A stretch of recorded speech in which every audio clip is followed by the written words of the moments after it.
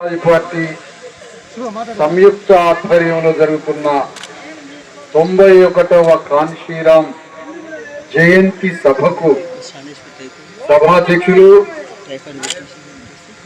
Party జిల్లా అధ్యక్షులు రాంబాబు గారికి, ఈ సభలో ఆసీనులైనటువంటి కాకునూరి నారాయణ గౌడ్ గారికి, బాబురావు నాయక్ గారికి, అవిరెళ్ల జ్యోతి గారికి, రాఘవేంద్ర ముదిరాజు గారికి, ఉదయ చారి గారికి, రాసాల వినోద్ గారికి, ఆ తర్వాత సైదులు గారికి,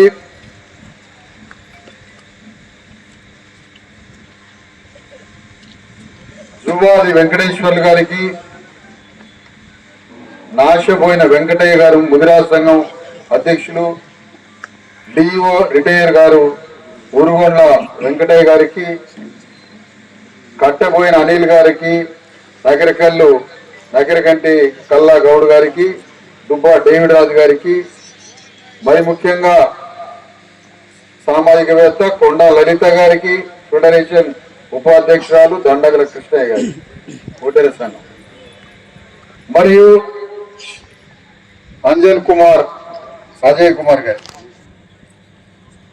ఇంకా పార్టీ రాష్ట్ర కార్యదర్శి దుర్గా ప్రసాద్ గారికి, అంజయ్ గారికి, ఇంకా సభలో పాల్గొంటున్న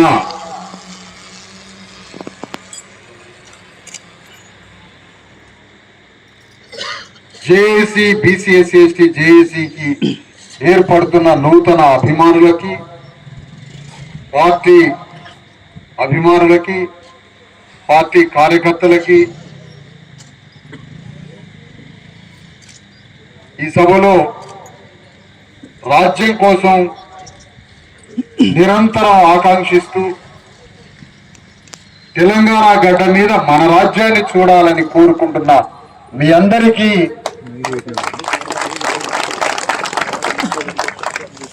కాన్షీరామ్ జయంతి శుభాకాంక్షలు తెలియజేస్తాం.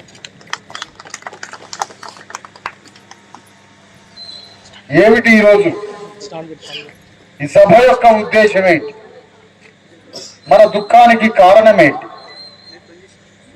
ఈరోజు మన గుండెల్లో, మన కళ్ళల్లో కన్నీటికి కారకులు ఎవరు?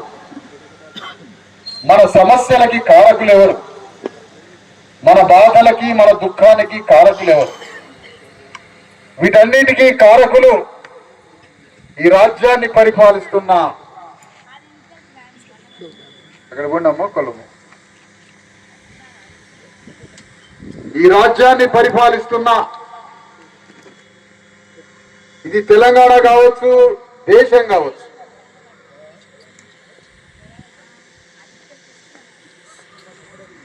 ఈ దేశాన్ని తెలంగాణని పరిపాలిస్తున్న అగ్రవర్ణాలు మన దుఃఖానికి కారణం.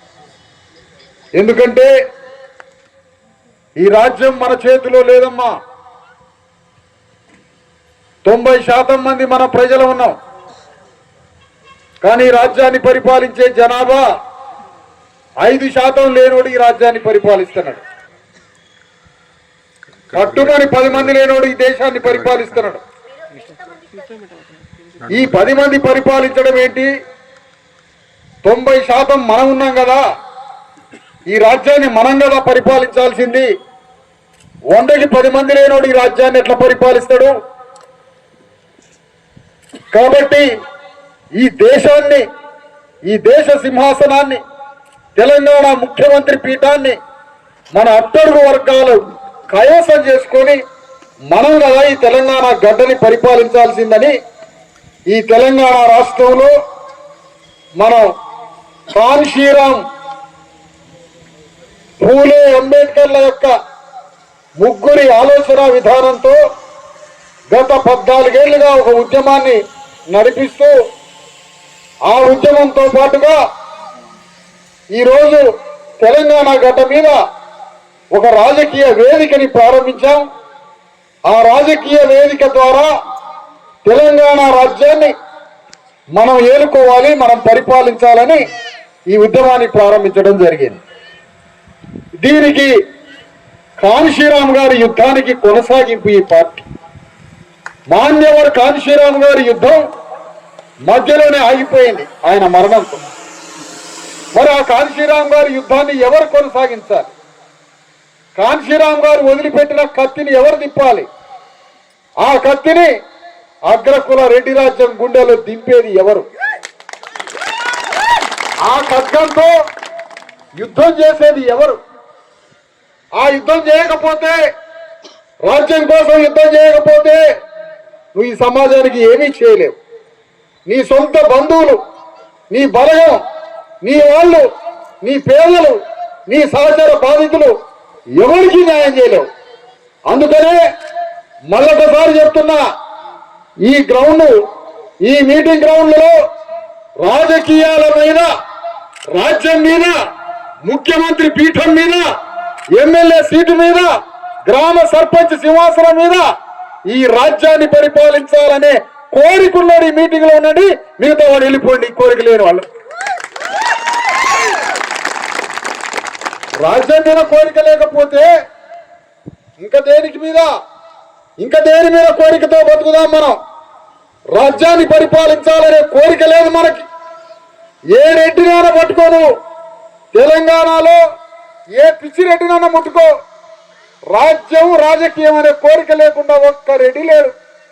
కానీ మనకి రాజ్యం తెలియదు, రాజకీయ అధికారం తెలియదు, దేశాన్ని పరిపాలించడం తెలియదు, ముఖ్యమంత్రి పీఠం తెలియదు. చెప్పమ్మా, మరి మనకెందుకు రాజకీయ కోరిక లేదు? రాజ్యాన్ని కోరిక మనకెందుకు లేదు? మనం ఎప్పుడు కంట్రోల్ బియ్యం జానారెడ్డికి పెట్టాలో ఆలోచించండి. ఆ మాట ఎందుకు మనం ఆలోచించట్లే? జానారెడ్డి బంధువులకి పింఛన్లు ఇచ్చేది ఎప్పుడు మనం? జానారెడ్డి కుటుంబానికి కంట్రోల్ బియ్యం పెట్టేది ఎప్పుడు మనం? జానారెడ్డికి మనం మొత్తం రాజకీయంగా ఈ రోజు అధికారంలో జానారెడ్డి అనే ఒక వ్యక్తి 13 సార్లు ఎమ్మెల్యే, 13 సార్లలో ఎమ్మెల్యే అయినప్పుడు ఒక మాట చెప్తున్నాం, దాదాపుగా ఈ ప్రాంతంలో 8 సార్లు, 2 సార్లు రెడ్డి, 8 సార్లు జానారెడ్డి, వాళ్ళ కొడుకులు, ఈ విధంగా వీళ్ళ రాజ్యం కొనసాగుతా ఉంది. కానీ నేను మీ సందర్భంగా ఏం చెప్తున్నానంటే, కాన్షీరామ్ గారు ఎప్పుడైతే మరణించాడో, మరణించిన తర్వాత కాన్షీరామ్ ఖడ్గం అది పనిచేయి, కాన్షీరామ్ కత్తితో యుద్ధం చేయడం ఆగిపోయిన తర్వాత కాన్షీరామ్ కత్తి పట్టుకునే నాదులు లేని తర్వాత బీజేపీ దేశంలో చెలరేగిపోతా ఉంది. బీజేపీ పార్టీ దేశంలో చెలరేగి అగ్రవర్ణ బ్రాహ్మణ బనియా ఠాగూర్లు, ఇక్కడికి వస్తే రెడ్లు, ఇంకో రాష్ట్రానికి వస్తే ఇంకో కులం, దేశంలో ఉన్న అగ్రవర్ణాలకి ప్రాతినిధ్యం వహిస్తూ మతాల మధ్య చిచ్చు పెట్టి, మతం మధ్య అగ్ని రాజేసి ఆ మత చిచ్చులో దేశాన్ని కాలబెట్టాలని చూస్తున్న తరుణంలో రాహుల్ గాంధీ అనే ఒక వ్యక్తి ఉన్నాడు. ఆ రాహుల్ గాంధీ బీజేపీతో యుద్ధం చేయాలంటే, బీజేపీతో పోరాటం చేయాలంటే ఏ ఆయుధం పెట్టుకుంటే బీజేపీని ఓడించాలి, ఏ కత్తి పట్టుకుంటే బీజేపీని ఓడించాలో ఆలోచించాడు రాహుల్ గాంధీ. ఆలోచించి ఈ మతానికి ఇరుగుడు కాన్షీరామ్ కత్తి పట్టుకోవాలని ఆలోచించాడు రాహుల్ గాంధీ. కానీ తీరా రాహుల్ గాంధీ కాన్షీరామ్ కత్తి పట్టుకుందామంటే అది చాలా బరువు ఉన్నది. ఆ కత్తిని మొయ్యలేకపోతున్నాడు. ఎందుకంటే కరెక్ట్ గా కాన్షీరామ్ కత్తితో యుద్ధం చేస్తే రాహుల్ గాంధీ గొంతే దిగింది. దాంతో ఎందుకు రాహుల్ గాంధీ గొంతు దిగుతుందంటే, రాహుల్ గాంధీ దేశవ్యాప్తంగా జోడో యాత్రని, దాని తర్వాత మరో యాత్రని పెట్టి, ఈ యాత్ర ద్వారా రాహుల్ గాంధీ ఒక మాట చెప్తున్నాడు. కులగణన అని ఒక మాట తీసుకొచ్చాడు. కులగణన అంటే సబ్బండ కులాల్ని లెక్క పెడతాడట.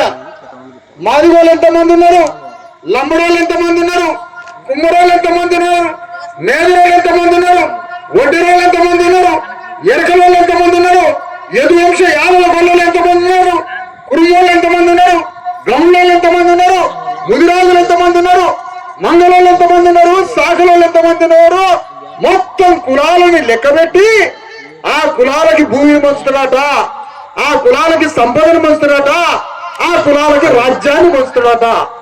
ఈ చెప్పుకుంటా రాహుల్ గాంధీ తిరుగుతున్నాడు అన్న సోనియా గాంధీ. మరి రాహుల్ గాంధీ తిరుగుతుంటే తిరిగిండు, రాష్ట్రంలో తిరిగిండు, దేశంలో తిరుగుతా ఉన్నాడు. ఏ కులాలకి ఎంత జనాభా ఉందో ఆ కులాలకి అధికారాన్ని పంచుతాడట రాహుల్ గాంధీ. కానీ ఇదే వేదిక మీద నుంచి కాంగ్రెస్ పార్టీ ప్రతిపక్ష నేత రాహుల్ గాంధీకి ఒక ప్రశ్న వేస్తున్నావు. ఈ వేదిక నుంచి ఎంతమంది కులాలుంటే, ఎంత కుల జనాభా ఉంటే ఆ జనాభాకి తగ్గ అధికారాన్ని పంచుతుండని రాహుల్ గాంధీ కాన్సీరామ్ కత్తి పట్టుకొని తిప్పాలని చూసిండు. మరి ఎవరెంత కులం జనాభా ఉంటే వాళ్ళకంత వాటా పంచుతుందని రాహుల్ గాంధీ చెప్తున్నాడు కదా. ఇగో నీ పార్టీలో, నీ కాంగ్రెస్ పార్టీలో ఇక్కడ జానారెడ్డి అనే ఒక వ్యక్తి ఉన్నాడు కదా, ఆయన కొడుకులు, ఇద్దరు కొడుకులు, ఆయన ముగ్గురు ఒకే కులంలో, ఒకే కుటుంబంలో ముగ్గురు రాజ్యాన్ని పరిపాలిస్తున్నారు ఈ ప్రాంతం నుంచి. రాహుల్ గాంధీని అంటున్నా, నువ్వు కులానికి తగ్గట్టుగా వాళ్ళ జనాభాకి తగ్గట్టుగా రాజ్యం ఇస్తానన్నావు కదా. 4% లేని రెట్లు, 5% లేని రెట్లు తెలంగాణలో వాళ్ళ చేతికి రాజ్యం ఎందుకు ఒప్పచెప్పినావు? 90% మంది బీసీ ఎస్సీ ఎస్టీల చేతిలో చిప్పబెట్టి 5% లేని రెట్లకి నువ్వు రాజ్యాన్ని ఒప్పచెప్పినావంటే కాన్సీరామ్ కత్తిని నువ్వు తిప్పలేకపోతున్నావు కదా, కాన్సీరామ్ ఖడ్గాన్ని నువ్వు తిప్పలేకపోతున్నావు కదా. నువ్వు ఒకటే మాట్లాడుతున్నావు, నీ పార్టీలో ఉన్న జానారెడ్డి కుటుంబంలో ఇంత పెద్ద రాజకీయ అధికారాన్ని వాళ్ళ చేతికి ఇచ్చినావు. ఇదే నల్గొండ జిల్లాలో పలానా కోమటిరెడ్డి వెంకటరెడ్డి ఆ అన్నదమ్ముల చేతిలో రాజ్యాన్ని పెట్టినావు, పలానా ఉత్తమ్ కుమార్ రెడ్డి చేతిలో రాజ్యాన్ని పెట్టినావు, పలానా జానారెడ్డి చేతిలో రాజ్యాన్ని పెట్టినావు కదా. మరి రాహుల్ గాంధీ చెబుతున్న కులగణన సిద్ధాంతం ఎవరెంత జనాభాన వాళ్ళంత వాటా అని చెప్పినవే, ఇక్కడ ఒక యదువంశానికి సంబంధించిన శ్రీకృష్ణుని వారసుడైన గొల్లలకి ఈ రాజ్యం ఒప్పజెప్పలేకపోయినవా రాహుల్ గాంధీ అని అడుగుతున్న రాహుల్ గాంధీ. నువ్వు ఎందుకు ఒప్పజెప్పలేకపోతున్నావు? ఒడ్డేవాళ్ళకి ఎందుకు ఒప్పజెప్పలే రాజ్యాన్ని?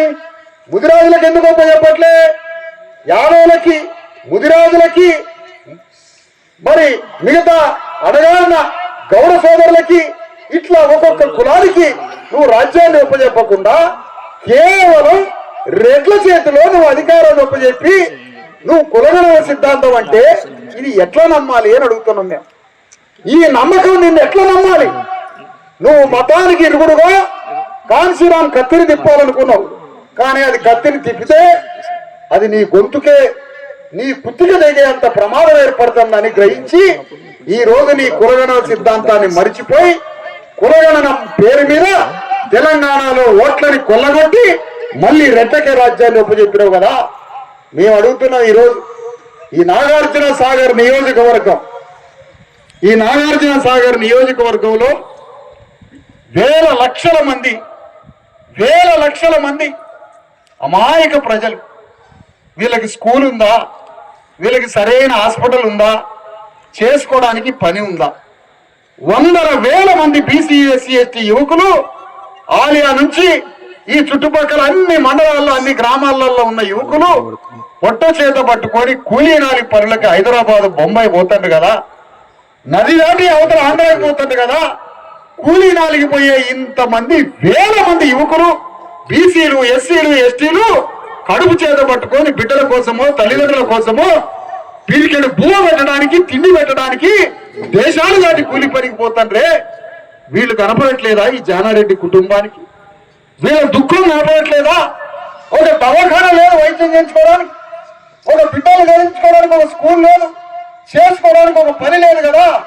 మరి ఇంత భయంకరమైనటువంటి ఈ పేదరికాన్ని, వీళ్ళ దుఃఖాన్ని, వీళ్ళ కన్నీళ్ళని నువ్వు నిర్మూలించలేనప్పుడు నువ్వు ఈ రాజ్యాన్ని పరిపాలించే అర్హత నీకు ఎక్కడ ఉందని అడుగుతావు.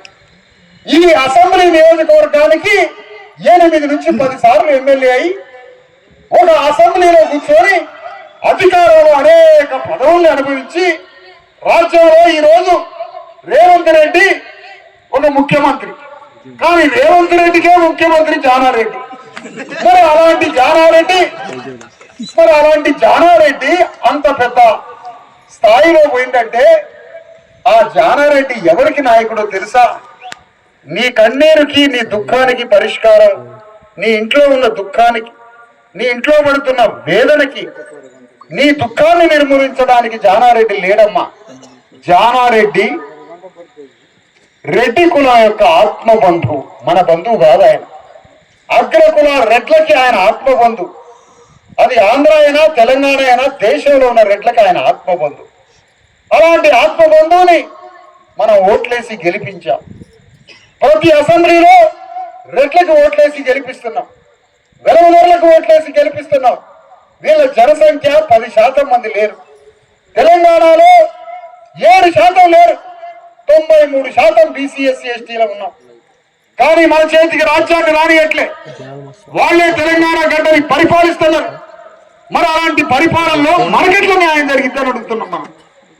ఇది అన్యాయం కదా. ఈ అగ్ర కులాలకు ఓట్లేసి గెలిపిస్తే ఇది అన్యాయం కదా. వాళ్ళ పరిపాలన ద్వారా మనకెట్లా న్యాయం జరిగింది?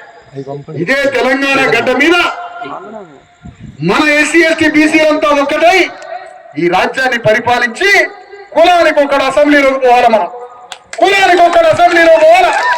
ఆ అసెంబ్లీలో 100 కులాలు కూర్చోవాలి. అందులో ఇప్పటి వరకు అసెంబ్లీ చూడని వాడు తలరాతని మార్చుకోవడానికి, విధిరాతని మార్చుకోవడానికి, నీ కులంలో ఉన్న ఆకలి బాధల్ని, నీ కులానికి ఉన్న కష్ట సుఖాలని, నీ కులానికి ఉన్న సమస్యల్ని, నీ వర్గానికి ఉన్న సమస్యల్ని, ఆ సమస్య పరిష్కారం కోసం శాసనం రాసుకోవడానికి నువ్వు అసెంబ్లీలో పోయి ఆ అసెంబ్లీలో నీ జాతి యొక్క తలరాతని మార్చుకోవడానికి నువ్వు శాసనం రాసి ఆ శాసనాన్ని అమలు చేయడం కోసం నువ్వు అసెంబ్లీలోకి పోయి నీ పేదరికాన్ని తొలగించుకోమని భారత రాజ్యాంగం చెప్తుంటే మనం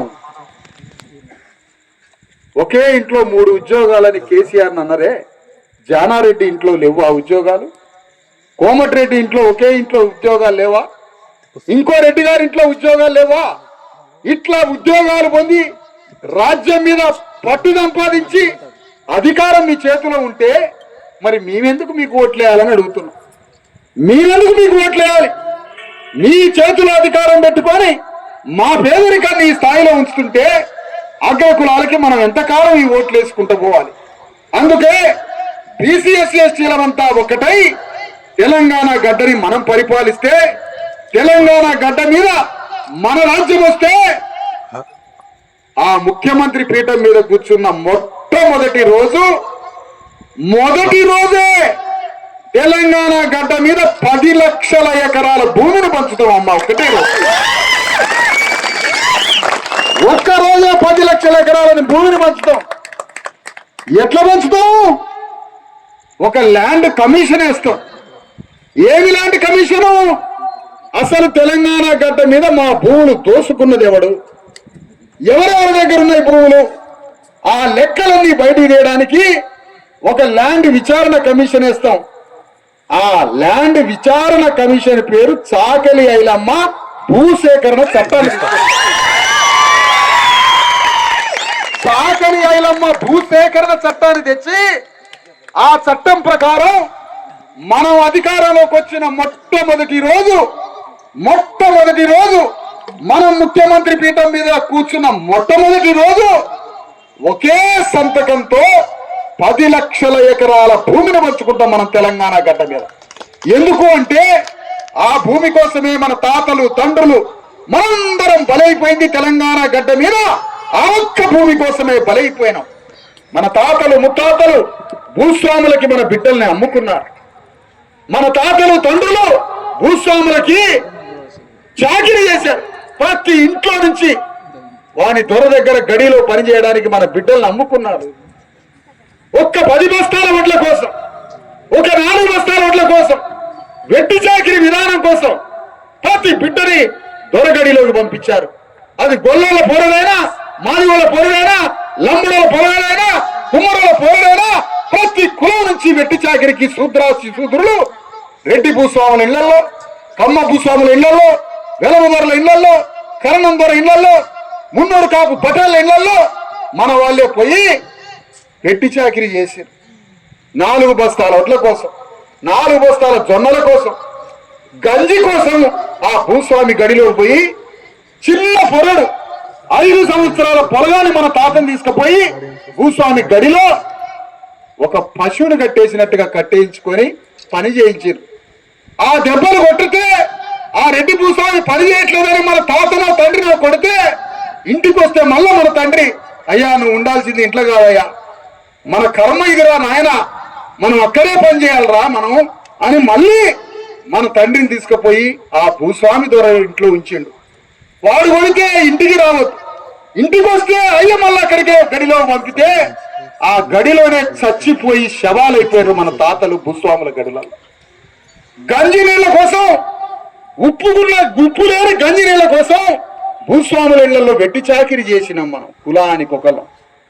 మధ్యాహ్నం దాకా 1 గంట 2 దాకా నెత్తి మీద సూర్యుడు వచ్చేంత వరకు మన తాతలకి బువ్వ లేదయ్యా, మన తాతలకి తిండి లేదయ్యా. వాళ్ళ బిడ్డలం మనమంతా. ప్రతి భూస్వామి మనల్ని కొట్టిండు, ప్రతి రెడ్డి భూస్వామి, ప్రతి వెలమ దొర, ప్రతి కాలం దొర, ప్రతి పటేల్ దొర, ప్రతి కమ్మ దొర మన తాతల్ని కొట్టారు. చెప్పు తీసుకొని కొట్టారు వాడి భూములలో పనిచేయకపోతే. ఆ చెప్పు తీసుకొని కొట్టిన ఆ రెడ్డి వెలమ దొరల భూస్వాముల్ని ఓటు కత్తితో పొడవడానికే ఈ ఉద్యమం బయలుదేరింది. ఇది బానిసల భూకంపం వస్తుంది తెలంగాణలో. బానిసల భూకంపాన్ని తయారు చేయాలి తెలంగాణలో.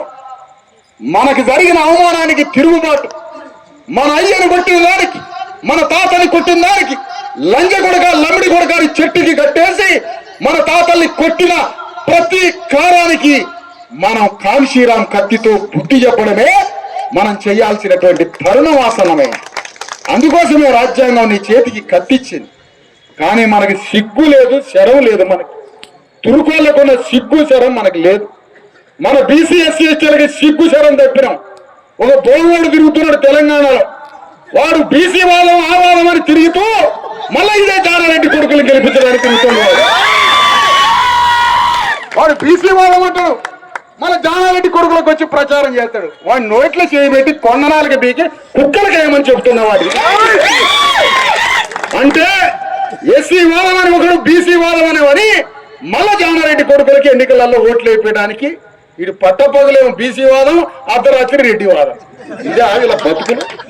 ఇలాంటి అగ్రకులాలతో ఎంత ప్రమాదమో, అగ్రకులాల కన్నా పెద్ద ప్రమాదం మన బీసీ ఎస్సీ ఎస్టీల పేరు చెప్పుకొని తిరిగే పోకరణాలతో పెద్ద ప్రమాదం మనకి. ఈ దళారులతోటే మనకి ప్రమాదం. తురుకోళ్ళు గీత గీసిరంటే గీత దాటకుండా తురుకోళ్ళ పేరు మీద పార్టీ పెట్టుకున్నారమ్మా. బాగా వినాలి మీరంతా. తురుకోళ్ళు ఒక పార్టీ పేరు పెట్టుకున్నారు. ఆ పార్టీ పేరు కూడా తురుకోళ్ళ పార్టీ. పార్టీ పేరే తురుకోళ్ళ పార్టీ. ఇట్లా పెట్టుకుంటారమ్మా, పెట్టిండ్రు. మంచిది, అది న్యాయం. అది మా పార్టీ పేరు తురుకోళ్ళ పార్టీ అని పార్టీని రాయించుకోరమ్మా. ఢిల్లీ పోయి రాయించుకొని వాళ్ళు అనేది ఏంటంటే, అరే మన తురుకోళ్ళ ఓట్లు మనం వేసుకున్నాం, 10 మంది ఎమ్మెల్యేలు అయినా ఒక్కొక్క రాజ్యం మన చేతి మీద నిలబడేటట్టు చేసుకున్నామని అసెంబ్లీలో 10 మంది తురుకోళ్ళు పోయి ముఖ్యమంత్రి పీఠాన్ని శాసించే తురుకోళ్ళ పార్టీ పెట్టుకున్నదమ్మ వాళ్ళు. మరి గౌన్లలో ఏం చేస్తాను, గొల్లలో ఏం చేస్తాను, మాదిగోలో ఏం చేస్తాను అంటే 90 ml క్వార్టర్ సీసాకి ఓటు కత్తిని అమ్ముకుంటాను. మరి తురుకోళ్ళు ఎందుకు అమ్ముకోవట్లేదమ్మా ఓటు? వానికున్న బుద్ధి సిగ్గు మనకు లేదా? వానికున్న సిగ్గు శరం మనకు లేదమ్మా. వాళ్ళు తురుకోళ్ళ పార్టీ అని ఢిల్లీలో రాయించుకొని వచ్చి ఎన్నికల్లో పోటీ చేసి సలావుద్దీన్ ఓవైసీ, వాళ్ళ నాన్న సలావుద్దీన్ ఓవైసీ కొడుకులు అక్బరుద్దీన్, అసదుద్దీన్, ఇంతమంది కలిసి ఒక రాజకీయ పార్టీ పెట్టి, అరే మీరే ఎమ్మెల్యేలు అవుతారా అని వాళ్ళు పార్టీ పెట్టుకున్నారు. వాళ్ళు పార్టీ పెట్టకపోతే అక్కడ ఎవరు పోటీ చేసుకోవాలో తెలుసా? మళ్ళీ ఈ జానారెడ్డి పోయి ఆడ పోటీ చేసి కలిసి. ఏమిటి అంటే ఈ రాజకీయం? ఇదేనా రాజకీయం? తురుకోళ్ళ పార్టీ పెట్టుకొని ఎమ్మెల్యేలయ్యి ఎవడు ముఖ్యమంత్రి కావాలన్నా ఆ తురుకోళ్ళ ఎమ్మెల్యేల మీద ఆధారపడతాడు. ఈ రోజు తుర్కోలు హైదరాబాద్ లో వాళ్ళకి కాని పని అంటూ ఉండదమ్మా. ప్రతి పని చేయించుకుంటారు. మనం ఎవరినైతే ఎమ్మెల్యే గెలిపిస్తామో, ఎవరినైతే మంత్రిగా గెలిపిస్తామో ఆ దొరల గడి కాడ నిలబడాలి మనం, గడిల కాడ. ఆ పని కోసం ఈ పని కోసం వాడేమంటాడు, నీకెందుకు పని చేసి పెట్టాలంటాడు. ఎందుకు? నువ్వు కోటలు చూసావు కదా ఓటేసింది, అని ఉత్తగేసినావు అంటాడు. 500కి ఇస్తేనే కదా నువ్వు ఓటేసింది, 1000 రూపాయలు కదా నువ్వు ఓటేసింది, మాంసానికి ఓటేసినావు కదా, కాబట్టి నీకెందుకు పని చేయాలంటాడు. నీ కళ్ళ ముందు తుర్కోలు పార్టీ పెట్టిరమ్మా. నీ కళ్ళ ముందే బీహార్లో గొల్లోళ్ళు పార్టీ పెట్టి వాళ్ళు ముఖ్యమంత్రులు అయినరమ్మా. నీ కళ్ళ ముందే తమిళనాడులో మంగళోళ్ళు పార్టీ పెట్టి వాళ్ళు ముఖ్యమంత్రులు అయినరమ్మా. మంగళాన పార్టీ పెట్టి ముఖ్యమంత్రి అయిందా, గొల్లాన్న పార్టీ పెట్టి ఆయన ముఖ్యమంత్రి అయింది. మాదిగోళ్ళు అక్కడ ఉత్తరప్రదేశ్లో పార్టీ పెట్టారు. మరి మనకి తెలంగాణలో ఏం పోయే కాలం మాయరోగం పుట్టిందో కానీ 70 ఏళ్ళ నుంచి ఓటు అమ్ముకుంటున్నాం మనం. ఒక్క రోజు కాదు, 2 రోజులు కాదు. మరి ఇంతమంది మన కళ్ళ ముందు పేదోళ్ళంతా కలిసి పార్టీ పెట్టుకొని, అరే మన పేదోళ్ళనే రాజ్యాన్ని పరిపాలిద్దామని, ముఖ్యమంత్రి కావాలి, రాజ్యాన్ని పరిపాలించాలి, మనోళ్ళే మంత్రులు, మనోళ్ళే ముఖ్యమంత్రులు, మనోళ్ళే కలెక్టర్లు అని రాజ్యాన్ని పరిపాలిస్తుంటే మనం మాత్రం రెడ్ల రాజ్యాన్ని కొద్దిసేపు, వెలమ రాజ్యాన్ని కొద్దిసేపు మన తలల మీద పెట్టి మోస్తా ఉన్నాం. ఇది అవసరమా అని అడుగుతున్నాం. అందుకనే మన వాళ్ళందరం కలిసి గౌళ్ళకి తెలంగాణ రాజ్యంలో వాటా వద్దామా. సర్దార్ సర్వాయి పాపన్న గౌడు 100 సంవత్సరాల క్రితం కత్తి పట్టుకొని ఇదే రెడ్డి దొరల మీద, ఇదే వెలమ దొరల మీద, ఇదే మొఘల్ సామ్రాజ్యం మీద కత్తి తీసుకొని, గుర్రం తీసుకొని, మంగళాన్ని మాదిగాన్ని 10 మంది సైన్యాన్ని వేసుకొని గోల్కొండ మీద, భువనగిరి కోట మీద జెండా ఎగరేసి, అరే నా గౌళ్ళ రాజ్యం, నా సూదరుల రాజ్యం ఇది అని చూపించింది.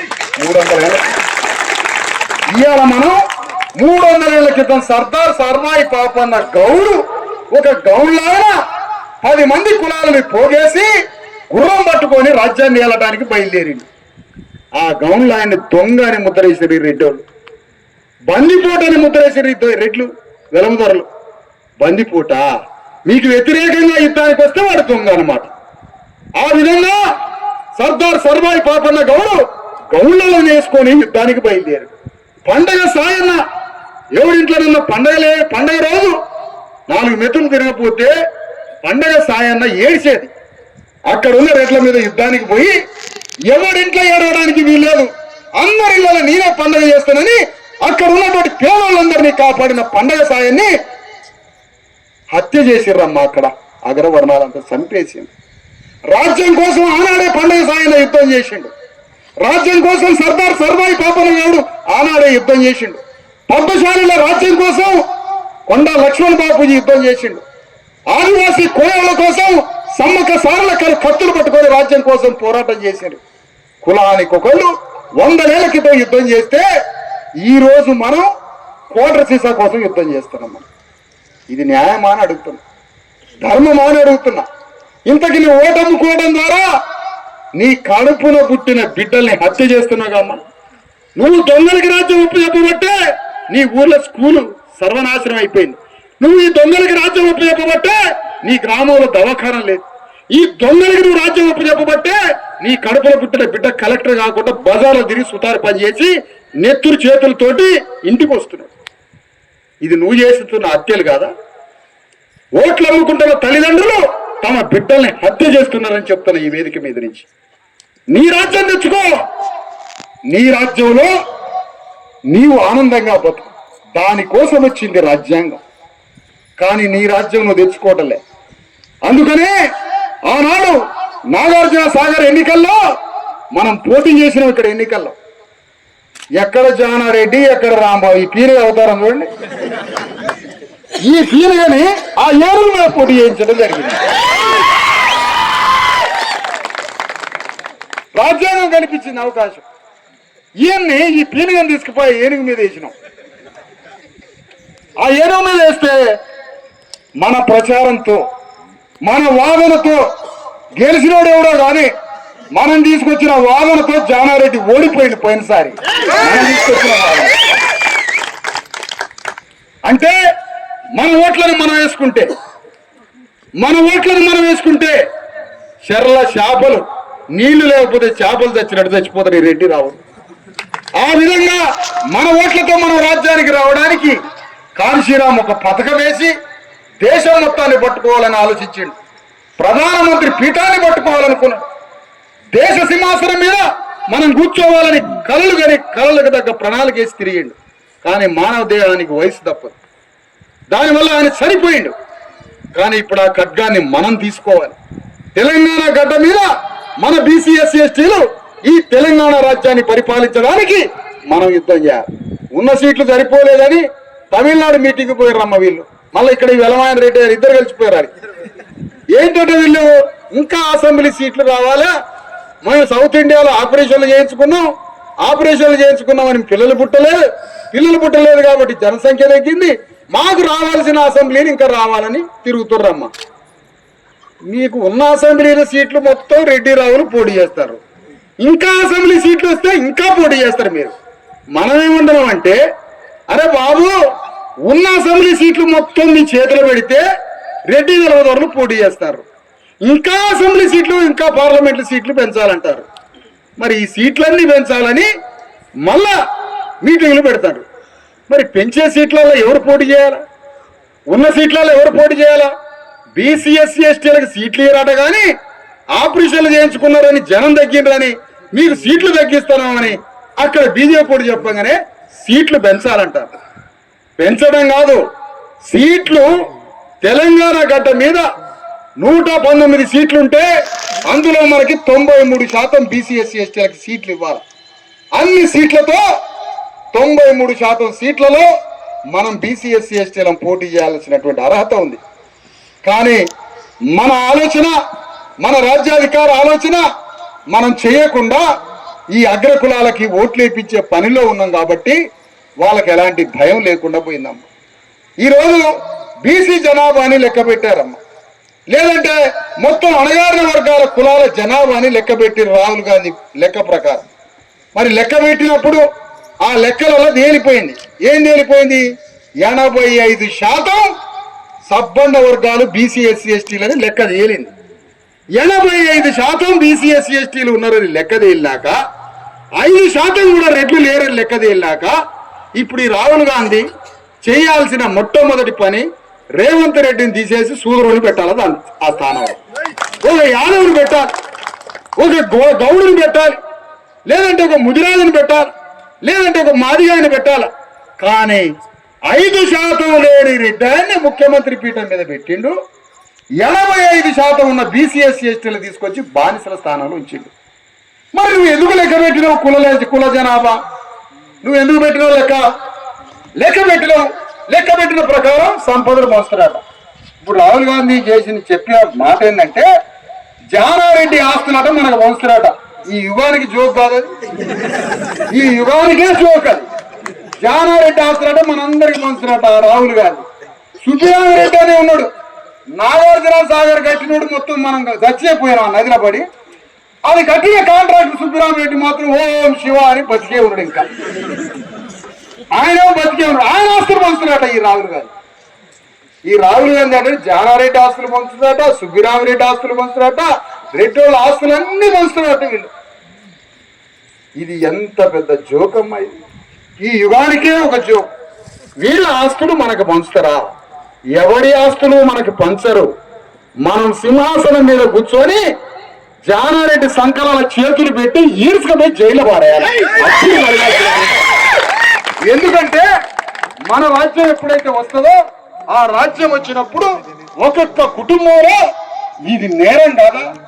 కొడుకులు మొత్తం రాజ్యం, తండ్రి రాజ్యం, ఒక్కొక్క ఇంట్లో 3-4 రాజ్యంలోకి రావడం ఇది ఎంత అన్యాయం అని అడుగుతున్నాం. ఇది న్యాయమా? ఎవరు ఆస్తులు పంచడు, ఎవరు సంపదని పంచరు.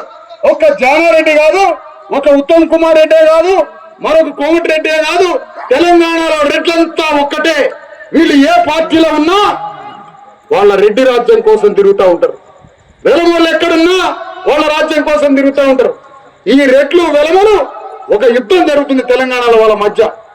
వాళ్ళు రాజ్యం కోసం పోరాటం చేయాలని టిఆర్ఎస్ లో ఉన్న రెడ్లు అక్కడ ఎందుకు మీరు మన రెడ్డి రాజ్యం సాధించుకుందామని రెడ్ల రాజ్యం కోసం తిరిగిండు. అనుకున్నది సాధించిండు ముఖ్యమంత్రి రేవంత్ రెడ్డి. ఆయన రెడ్డి రాజ్యాన్ని స్థాపించిండు. అంతకుముందు వెలమ రాజ్యాన్ని స్థాపించుకున్నారు. ఇక మనం చేయాల్సింది బీసీఎస్ ఎస్టీల రాజ్యాన్ని స్థాపించుకోవాలి. ఆ బీసీఎస్ ఎస్టీల రాజ్యాన్ని స్థాపించుకుంటే మనం చేయాల్సిన పని ఏంటి? మనకి రాజ్యం వస్తే ఏమొస్తుందని ఒక తల్లి మాట్లాడొచ్చు. తెలంగాణ ఉద్యమంలో ఎట్లయితే మనం మాట్లాడుకున్నామో మనకి రాజ్యం వస్తే తెలంగాణలో ఏం చేస్తామని మీరు అడగాలి. మనకే తెలంగాణలో రాజ్యం వస్తే అమ్మా, తెలంగాణలో మనకి రాజ్యం వస్తే మనమే ఈ రాజ్యాన్ని పరిపాలిస్తే తెలంగాణలో మనం ఏం చేస్తాము? ఇది మొదటి ప్రశ్న. మనం ఏం చేస్తామో తెలుసా? మన బీసీఎస్ ఎస్టీల అందరం కలిసి మన కులాలలో ప్రతి కులం బాగుపడడానికి మనం ఏం చేయాలో ఆ ప్రణాళికలు మొత్తం తయారు చేసుకుంటాం. మనం బాగుపడడానికి కావాల్సిన మొత్తం ఆర్థిక వ్యవస్థను తయారు చేసుకుంటాం. మనం ఇవాళ బీసీఎస్ ఎస్టీలను మనం తాగి పారేస్తే మన సారా డబ్బుల మీద ఈ రాజ్యం నడుస్తుందమ్మా.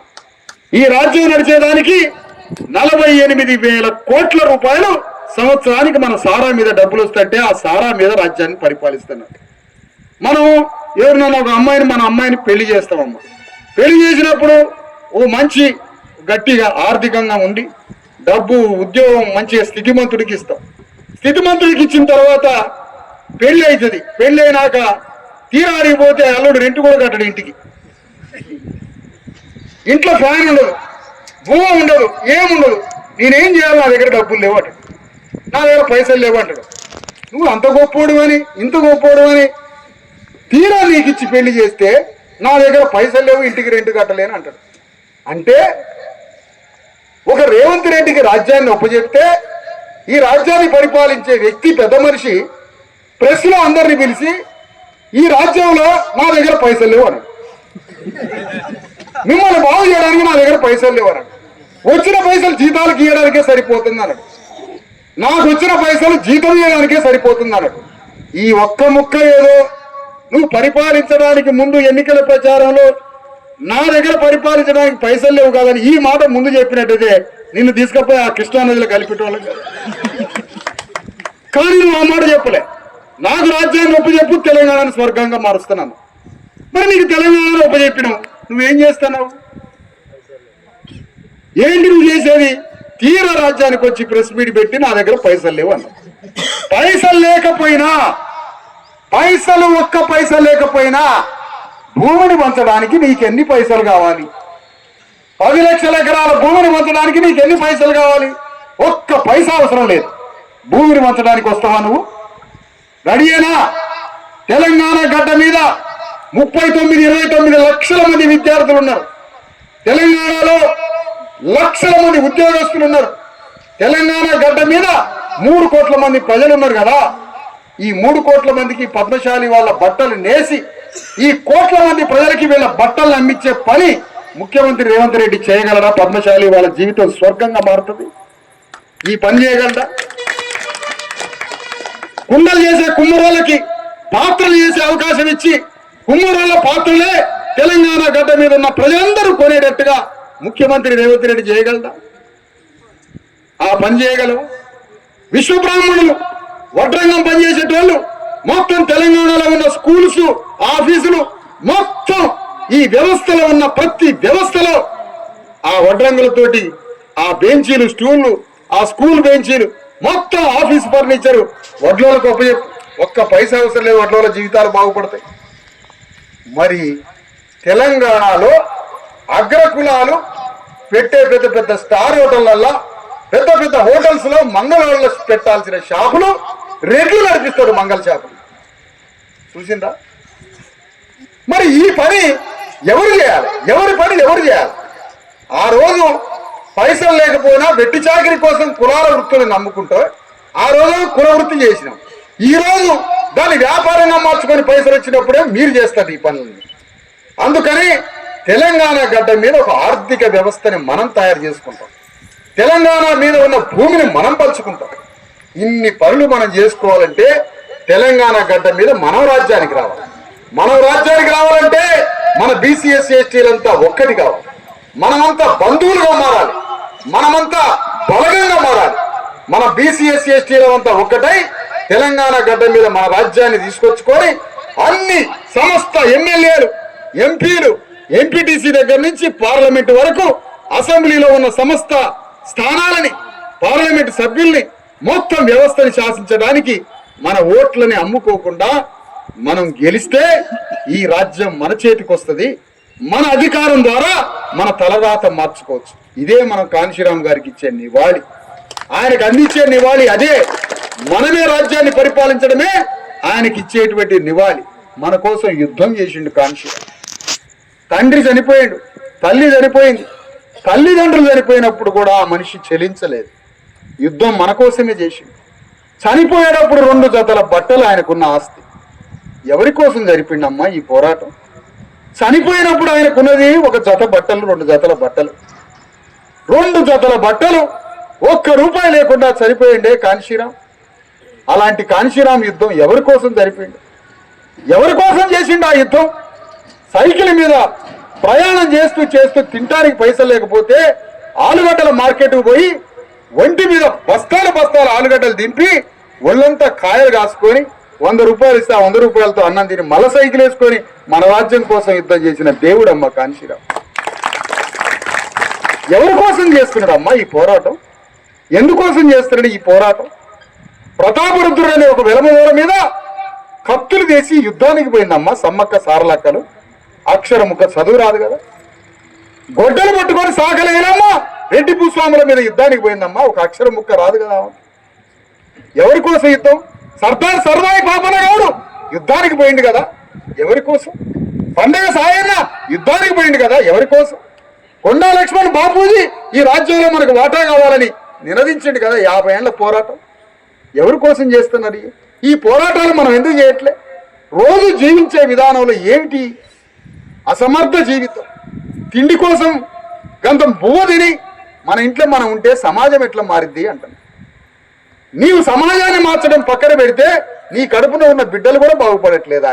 నీ అసమర్థత వల్ల, నీ రోషం లేని జీవితం వల్ల, రోషం ఇజ్జతు లేని జీవితం వల్ల మన కుటుంబాలే ధ్వంసమైపోతున్నాయి కదా. తుర్కోలు, నేను మళ్ళీ చెప్తున్నా, హైదరాబాద్లో ఉన్న తుర్కోలు పార్టీ పెట్టుకొని లక్షల మంది కలిసి వాళ్ళ ఎమ్మెల్యేలు వాళ్ళ కార్పొరేట్లు పెట్టుకున్నప్పుడు మన కళ్ళ ముందే వాళ్ళు పార్టీ పెట్టుకున్నారు కదా. ఇట్లా విడమర్చి ఎవరు ఎందుకు చెప్పలేదమ్మా? తుర్కోళ్ళే వాళ్ళ ఎమ్మెల్యేలు వాళ్ళే గెలుచుకోవడానికి వాళ్ళే ఒక పార్టీ పెట్టుకొని వాళ్ళే ఓట్లు వేసుకొని వాళ్ళ రాజ్యానికి వచ్చిర్రని ఈ రకమైన మాట ఒక కాంగ్రెస్ ఆయన ఎందుకు చెప్పట్లే? నేను చెప్పినట్టుగా ఒక టీఆర్ఎస్ ఆయన ఎందుకు చెప్పట్లే? నేను చెప్పినట్టుగా ఒక బీజేపీ ఆయన ఎందుకు చెప్పట్లేదు తెలుసా? అన్ని పార్టీలు అన్ని పత్రికలు ఈ మాటలు రాస్తే మనం కూడా పార్టీలు పెట్టుకొని వాడిని బొంద కొట్టేసి మనం రాజ్యానికి వస్తామని ఈ మాట కూడా చెప్పాలి. సింపుల్ అయిపోయి తుర్కోలే పార్టీ పెట్టుకొని తుర్క పార్టీ అని నమోదు చేయించుకొని వాళ్ళే ఓట్లు వేసుకొని రాజ్యానికి వస్తారని చెప్తే ఆ రోషం గౌన్లోకి వస్తుంది, గోళ్ళలోకి వస్తుంది, మాదిగోళ్ళకి వస్తుంది. అందుకనే ఈ రాజ్యాన్ని మనం పరిపాలించాలి, ఈ దేశాన్ని మనం పరిపాలించాలి. నీ కడుపున పుట్టిన బిడ్డ సింహాసనం మీద కూర్చోవాలి. ఈ రోషం మనకు ఉండాలి.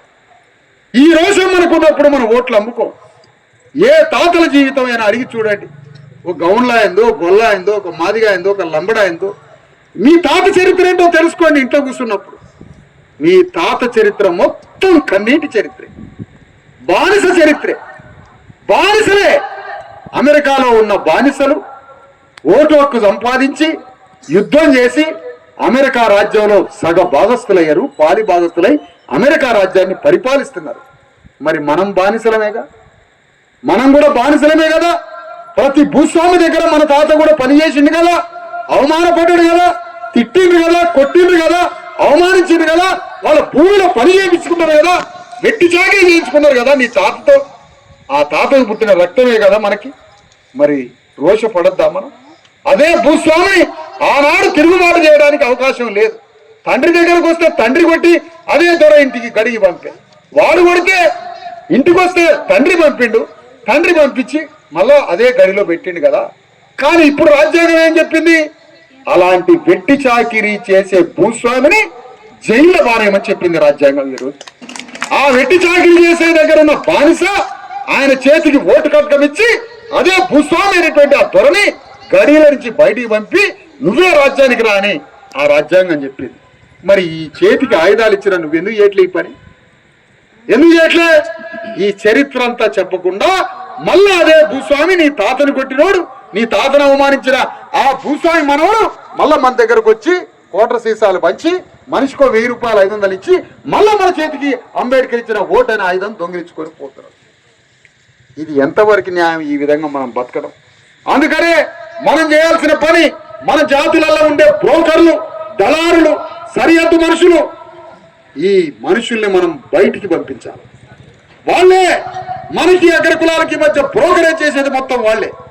బీసీ ఎస్సీ ఎస్టీ వాదం అని చెప్పుకుంటూ, బీసీ వాదం అని చెప్పుకుంటూ ఈ అగ్ర కులాలకు ఓట్లు వేయించి తిరిగే దొంగల పట్ల చాలా జాగ్రత్తగా ఉన్నాయి. ఆ దొంగల పట్ల ఉండాల్సిన జాగ్రత్తతో అగ్ర కులాలు వాళ్ళని కూడా జాగ్రత్తగా గమనించుకుంటూ మన ప్రజల్ని నిరంతరం చైతన్యపరుస్తూ రాబోయే ఎన్నికల యుద్ధంలో తెలంగాణ గడ్డ మీద మనం రాజ్యానికి వచ్చే సమయం ఆసన్నమైంది మిత్రులారా.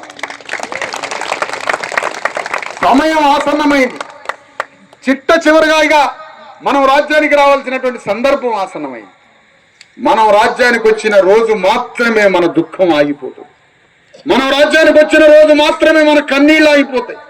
ఇన్నాళ్ళ కష్టాలన్నీ, మన సమస్యలన్నీ అన్నిటి నుంచి పరిష్కారం లభిస్తుంది మనం రాజ్యానికి వచ్చినాం.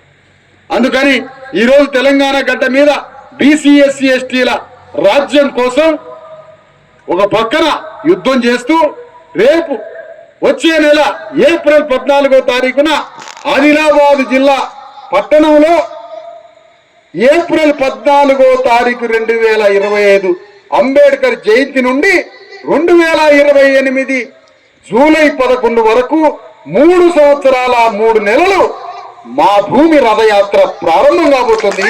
ఏప్రిల్ 14వ తారీఖు ఆ మా భూమి రథయాత్ర, దాని పేరు మా భూమి అని పేరు పెట్టినాం. ఇది మా భూమి తెలంగాణ. ఈ తెలంగాణ మా భూమి. మా భూమిలో మా రాజ్యాన్ని సాధించడానికి రథయాత్ర ప్రారంభమవుతుంది. ఈ రథయాత్ర బానిసల భూకంపం బయలుదేరబోతుంది తెలంగాణలో. ఎస్, మా తాతల శవాలు గోరిళ్లలో ఉన్నాయి.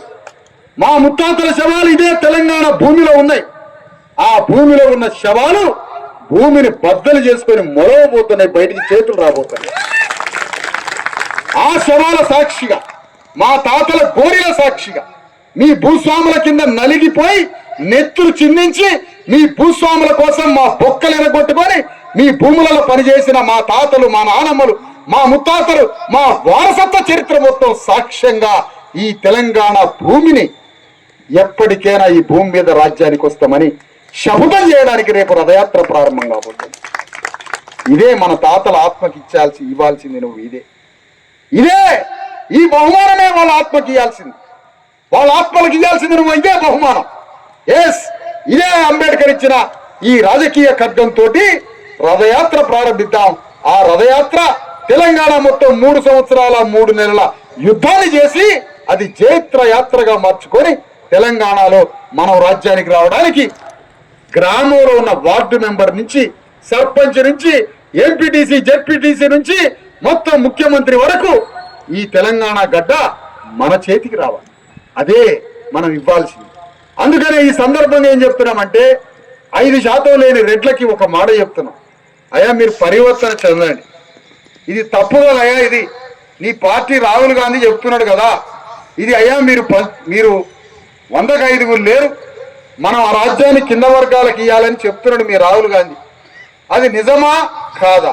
అది అబద్ధమా నిజమా? అది అబద్ధమని అనుకుంటే రాహుల్ గాంధీ నమ్ముదాం నిజమే అని నమ్మితే రాహుల్ గాంధీ అర్జెంటుగా హైదరాబాద్ వచ్చి జానారెడ్డి కుటుంబాన్ని కాంగ్రెస్ పార్టీ నుంచి బహిష్కరించాలి. వాళ్ళకున్న ఎమ్మెల్యే పదవుల్ని, వాళ్ళకున్న ఎంపీ పదవుల్ని, ఇంకొక ఉత్తమ్ కుమార్ రెడ్డి అనే వాళ్ళని, ఇంకొక రెడ్డిని, వాళ్ళకున్న పదవులన్నింటి నుంచి తీసేసి వాళ్ళని సామాన్య కార్యకర్తలుగా నీ పార్టీలో పెట్టుకో. ఆ పదవులన్నీ మా అణగారిన వర్గాలకి. నువ్వు అది ఇయ్యలేదంటే అసలు దొంగ రాహుల్ గాంధీ అనే కథ బయటకు వెళ్తుంది. అసలు దొంగ రాహుల్ గాంధీ. అందుకనే ఈ సందర్భంగా మనం కోరేది అగ్ర కులాలు పరివర్తన చెందండి. మీరు పరివర్తన చెందకపోతే మేము రాజ్యానికి వస్తాం. మేము రాజ్యానికి వస్తే కథ వేరే రకంగా ఉంటది. మిమ్మల్ని జైల్లో పారేస్తాం, మిమ్మల్ని తీసుకుపోయి జైలు పాలు చేస్తాం. అందుకని మళ్ళొకసారి మీ అగ్ర కులాలందరికీ విజ్ఞప్తి చేసేది, అయ్యా మీరు మారండి, అణగారిన వర్గాలకి దారి ఇవ్వండి, ఇది ఆపే తరం ఎవడి తరం కాదు. స్వరాజ్య పాదయాత్ర ద్వారా తెలంగాణ గడ్డ మీద మనం వేసిన పునాదితో మనం వేసినటువంటి ఒక సత్యం అనేటువంటి అగ్నిని రాజేస్తే ఆ అగ్నితోటి తెలంగాణ మొత్తం కాలిపోతుంది. బీసీఎస్సీ ఎస్టీలకి రాజ్యం ఇవ్వాలని వాడి నోట ఇదే మాట ఎక్కడన్నా. ఎందుకంటే మనం చేసిన 10,000 కిలోమీటర్ల పాదయాత్రలో, స్వరాజ్య పాదయాత్రలో ప్రతి కులానికి ఈ రాజ్యంలో వాటా ఎంత, సంపదలో వాటా ఎంత అని సింహనాదం చేసుకుంటూ తెలంగాణ గడ్డ మొత్తం ప్రచారం చేసింది. అది సత్యం ప్రచారమైంది, అది పెను భూకంపం అయింది, అది సముద్ర భూకంపమై ప్రతి నోట ఆ వాదన వినిపిస్తా ఉంది. మరి ఇంత పెద్ద నినాదాన్ని తీసుకొచ్చినాం. ఇప్పుడు అది ఆ భావజాలం అది రాజ్యంగా మారడానికి మళ్ళీ ఇప్పుడు రథయాత్రను తీసుకున్నాం. ఆ రథయాత్ర ద్వారా మళ్ళీ ఈ రాజకీయ చైతన్యాన్ని మరింత ఎత్తుకు తీసుకుపోయి మనం తెలంగాణ గడ్డని పరిపాలించడానికి బయలుదేరాలని ఈ సందర్భంగా గుర్తు చేస్తూ, ఇదే మనం ఇచ్చేటువంటి కాన్షీరామ్కి ఒక గొప్ప నివాళి, ఇదే మనం ఈ సమాజాన్ని మార్చడానికి ఇచ్చే నివాళి అని అర్థం చేసుకొని ఇక్కడికి వచ్చిన పార్టీ అభిమానులు, సమాజం కోసం పనిచేయాలనుకునే వాళ్ళు, బీసీఎస్సీ ఎస్టీ జేఏసీగా ఏర్పడాలనే ఆకాంక్ష ఉన్న వాళ్ళు, ప్రతి కార్యకర్త మీ పని మీరు చేసుకుంటూ, మీ బతుకు తెరువు మీరు చూసుకుంటూనే, రోజుకి 8 గంటలు మీ పొట్ట కోసం పని చేసుకుంటూనే మీ ప్రాంతంలో మీరు మహారాజులు కావడానికి, మీ గ్రామాలని, మీ మండలాలని మీరు పరిపాలించడానికి, ఈ రాజ్యాన్ని పరిపాలించడానికి ప్రణాళిక తయారు చేసుకోమని పిలుపునిస్తున్న అదే కాన్షీరామ్ చేయాల్సింది. అదే మనం చేయాల్సిన పని. ఒక రెడ్డి రాజకీయం చేస్తున్నాడు, ఒక వెరమదొర రాజకీయం చేస్తున్నాడు, ఒక కమ్మదొర కాపుదొర రాజకీయం చేస్తున్నాడు. మనం రాజకీయం చేయట్లే. ఎందుకంటే మనం రాజకీయంగా నిరాక్షరాస్యులం అయిపోయింది. వాళ్ళు చేసే రాజకీయాన్ని రోజు యూట్యూబ్లలో చూస్తాం. అదే పని, వాళ్ళు ఏం చేస్తే అదే పని. ఆయన అరెస్ట్ చేస్తాడా, ఈయన అరెస్ట్ చేస్తాడా, కేటీఆర్ని ఎవడు అరెస్ట్ కాడాయా? వాళ్ళంతా ఒకటే వర్గం వాళ్ళంతా. అందుకనే వాళ్ళిద్దరిని, రేవంత్ రెడ్డిని, కేటీఆర్ని, కిషన్ రెడ్డిని, ముగ్గురిని కలిపి ఒక లాకప్లు వేసి అరెస్ట్ చేయడం మనం ఎట్లా చేయాలో అది ఆలోచించండి. అది మనం ఆలోచించాల్సింది. ముగ్గురిని తీసుకుపోయి ఒకటే లాకప్లు వేయాలి, ముగ్గురిని కలిపి ఒక దాంట్లో వేయాలి. అదే ఆలోచించాలండి. అంతే తప్ప వాళ్ళని వీళ్ళని ఎప్పుడు ఏం ఆలోచించద్దు. మనం రాజ్యానికి రావడం అనేది ఎట్లనో ఆలోచించమని మిమ్మల్ని అందరినీ కోరుతూ, ఈ రోజే ఈ కాన్షీరామ్ జయంతి రోజు అయినటువంటి కొద్ది రోజులు తేడాతో జరిపినప్పటికీ ఈ రోజే మీరంతా సంకల్పం తీసుకోండి. ఈరోజు హాలియా పట్టణంలో ఇంత పెద్ద సభలో ఇక్కడికి వచ్చినటువంటి యువకులంతా ఒక మంచి నిర్ణయం తీసుకొని రేపు రాజకీయ నిర్ణయంలో మీరంతా భాగస్వాములై రాబోయే ఏప్రిల్ 14వ తారీఖు రథయాత్రకి ఇక్కడ నుంచి ఆదిలాబాద్, కృష్ణానది నుంచి గోదావరి నది వరకు అవతల ఈ కొస నుంచి ఆ కొసకి మీరు బయలుదేరండి. దానికి కావాల్సిన వెహికల్స్ ఏర్పాట్లు, దానికి కావాల్సిన ప్రణాళిక, ఆదిలాబాద్ పోయి అంబేద్కర్ జయంతికి పూలేసి అంబేద్కర్ జయంతి రోజున జై భీమ్ చెప్పి రథయాత్రని మీరు ప్రారంభించి నన్ను రథయాత్రని ముందుకు సాగనంపి మీరు మళ్ళీ తిరిగి ఇక్కడికి రావడానికి ఏప్రిల్ 14న వేలాది మందిగా ఇక్కడి నుంచి కార్లలో ఆదిలాబాద్ బయలుదేరాలని ఈ సందర్భంగా మీ అందరికి పిలుపునిస్తా ఉంది. ఆ రథయాత్ర మీరు నన్ను సాగనంపితే నేను రథయాత్రని జైత్రయాత్రగా మార్చుకుంటా. మధ్యలో స్థానిక సంస్థల ఎన్నికలు వచ్చినా, బహిరంగ సభలు ఏదైనా ఉన్నా, ప్రజల మంచి చెడు ఏదైనా సమస్య వచ్చినా మధ్యలోనే వస్తూ ఉంటాం. 3 సంవత్సరాల 3 నెలల మధ్యలో అడుగడుగున ఎక్కడ సమస్య జరిగినా మధ్యలో వస్తూనే రథయాత్ర సాగుతూ ఉంటుంది. ఈ రథయాత్రని మీరంతా సాగనంపాలని, దానికి ఏప్రిల్ 14న మీరు రావాలని, వేదిక మీద ఉన్న నాయకులు కూడా ఆ సభకి రావాలని వారికి కూడా ఆహ్వానం పలుకుతున్నాం. ఈ సందర్భంగా మనం ఏప్రిల్ 14 అంబేద్కర్ జయంతిని ఘనంగా ఆదిలాబాద్లో జరుపుకుందాం. ఆ సభని విజయవంతం చేసుకొని మళ్ళా మీరు తిరుగు ప్రయాణం కావాలి. ఆ ప్రణాళిక మీరంతా ఆ కార్యక్రమాన్ని విజయవంతం చేసే పనిలో రేపటి నుంచే నిమగ్నం కావాలని కోరుతూ ఈ సందర్భంగా మీకు సెలవు తీసుకుంటాం. Thank you sir.